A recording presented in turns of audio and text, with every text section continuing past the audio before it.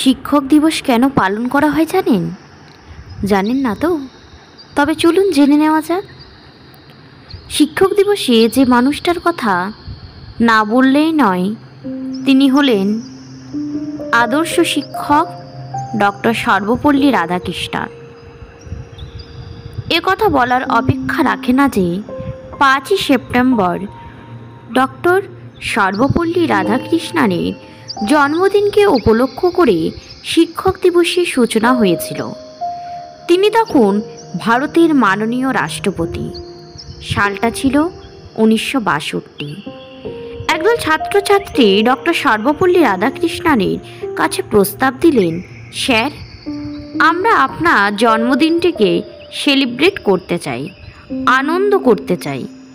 উত্তরে রাধাকৃষ্ণন বলেছিলেন, আমার জন্মদিবস উদযাপনের পরিবর্তে 5ই সেপ্টেম্বর দিনটিকে শিক্ষক দিবস হিসেবে পালন করলে আরও গর্বের বিষয় হবে।